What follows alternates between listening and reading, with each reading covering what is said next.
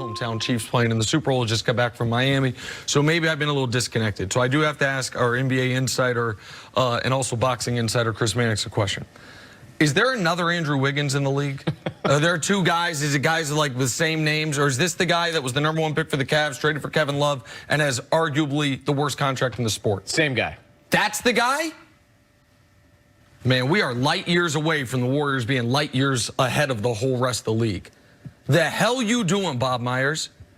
The next time Steph Curry takes the court, he's going to be 32 years old because he had a hand amputation, evidently. It is the world's worst hand injury we've ever seen. You have two untradeable contracts now. Draymond's 4 for 100. Draymond has specific value for your team. I'm not saying Draymond's a bad player. I'm saying even if he's a good player, that contract is not movable because he's unique to what you do with Steph and Clay. Wiggins is horrifying. All the smart numbers show you he's never been contributing factor to winning at any point in his career, except for 10 games to start this season, and then he went right back to being Andrew Wiggins.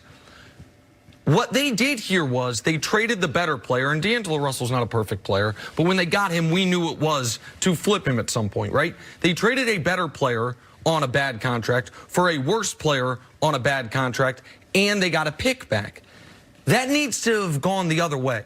You flip D'Angelo plus your pick coming this year, this offseason, for a contributor now. By the time LaMelo Ball or whomever the hell you draft this year is ready to compete, Steph's going to be 36 years old and you're done. I cannot. This is the most shocking NBA trade as far as that. What are you thinking? In recent memory, there have been shocking trades, like I didn't see Paul George getting traded, but I understood the logic of it. Can you help elucidate this for me? Like, what is the logic of this if you're Golden State? No, I don't like this trade at all for Golden State for a lot of the same reasons you just articulated there. Off the top, I love this trade for Minnesota because now you're the rebuilding Timberwolves. You've got Towns, you've got Russell, great relationship with those two guys. You are starting the process of digging your way out of this hole.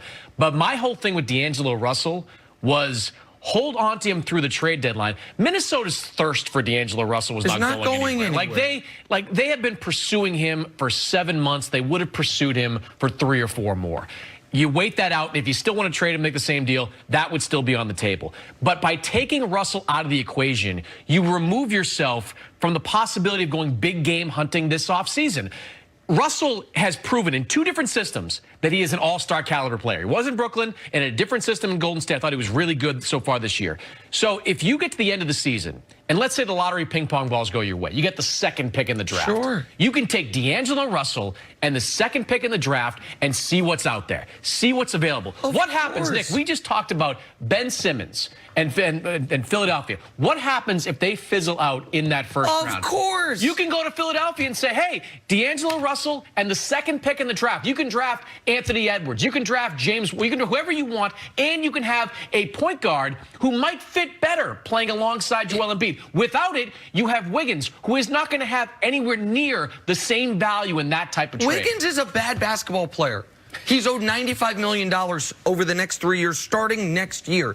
It's unspeakable they did this. Listen, people think I dislike the Warriors. There's things they've done that have irritated me. But going into this year, I said I thought they could be the 6th seed. I thought that if Clay came back at the end of the season, they could be dangerous. And that starting next year, we'll see if they can rejuvenate the old Splash Brother 15-16 team and be dangerous. It's over for them now. We will never see Steph in another NBA Finals, ever. They have no path forward. Draymond's 30. Clay's 30. Steph's about to be 32 when he takes the court again in mid-March, one would assume. They are Draymond, Wiggins, Clay, and Steph next year, $128 million for the cap. Cap's $115. They have no way to get better now. And you can say, oh, well, now they have their top 5 pick. If Minnesota's terrible next year, a good pick there. Man, young players do not help you in the playoffs unless you're the Raptors. The last young player to make a big impact in the NBA Finals prior to the Raptors was Kawhi 7 years ago. I can't believe Bob Myers did this. I just can't. I'm shocked that they went this route instead of what you're saying. Take your own pick, pair it with your best asset that you actually might move, and try to get someone that can help you. I would have loved to see Steph Curry's live reaction to this, because he now has to go play with Andrew Wiggins. There's got to be a little bit of schadenfreude there for Nick. You've always been sort of... Well, yeah, but I would have liked to see them again have it like with the old, the pre-KD Warriors. And I guess we'll see it, but Andrew Wiggins going to be out there taking terrible long twos. Quickly, that's their point. They're hoping Andrew Wiggins becomes Harrison Barnes and that they can put together a finals type of team. I'm skeptical for the same reasons you are, but maybe a change of scenery changes Wiggins. I doubt it.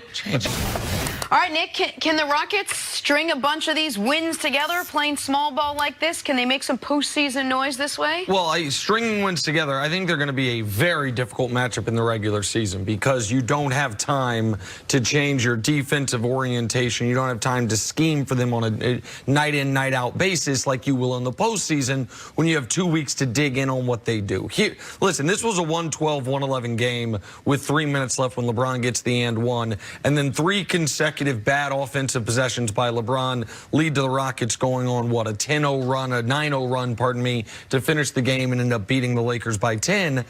But here's what I know. If you're going to beat this Rockets team, you are going to have to crush them on the glass. They played the Lakers dead even on the glass. They are going to beat you from 3. They beat the Lakers by 10 threes last night. That's a 30-point margin from 3.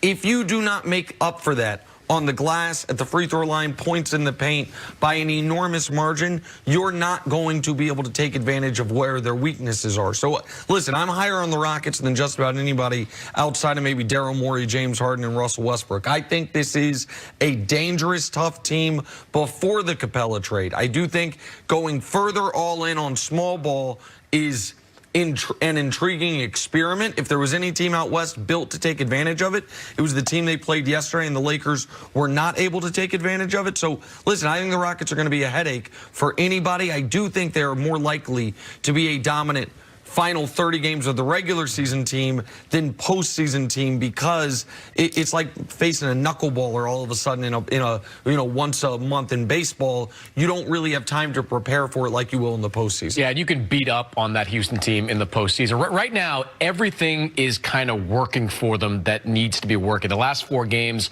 the rebounding's been okay, especially against the Lakers, but they've been able to hold their own on that end. Russell Westbrook, over the last couple of months, has finally decided, look, I'm not a three-point shooter, so I'm just going to go to the basket every single time, only averaging, I think, a couple of threes per game over the last few weeks, so that's working for them.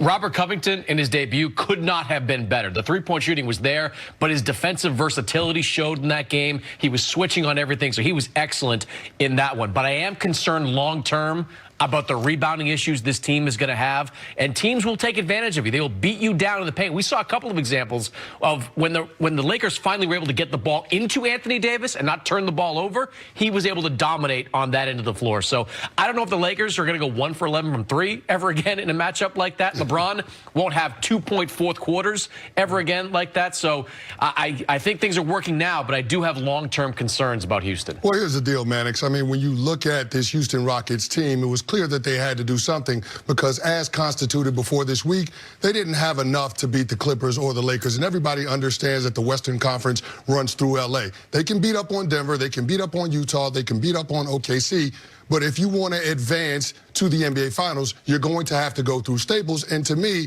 I think the unconventional approach is a calculated risk that Daryl Morey and Mike D'Antoni had to take, because D'Antoni wants to play with pace, and being able to swap out Capella and bring in Robert Covington allows you to do that.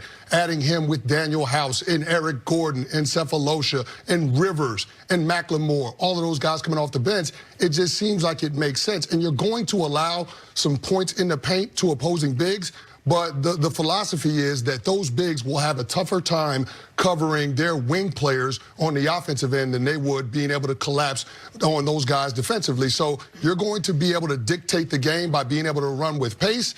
And then ultimately at the end of the game, you're hoping that the first 3 quarters takes its toll Yep. and limits the effectiveness of those opposing big men. Didn't last night show you that if the Lakers are the team they're going to have to beat in the West, that they can do it? Well, they can do it in nights when they hit 10 more threes, and then Right. in nights when they are even rebounding with them. Which is the assumption going with this lineup. Well, the and assumption getting is rid the of their threes. The guy assumption down is low. the threes, not that they will draw even rebounding. Like the Lakers got 6 offensive rebounds yesterday. That can't happen when you're playing a team that everyone is 6'6" or below, and LeBron was not particularly good. Like a lot of teams, by the way, can beat the Lakers in nights when LeBron goes 1 of 8 from 3, where he has, like I said, it's 112, 111. Then Robert Covington hits an impossible corner 3. Anthony Davis is draped all over him. It felt like that was about a 10% shot when he took it, but he made it. Then it's LeBron turnover. LeBron missed.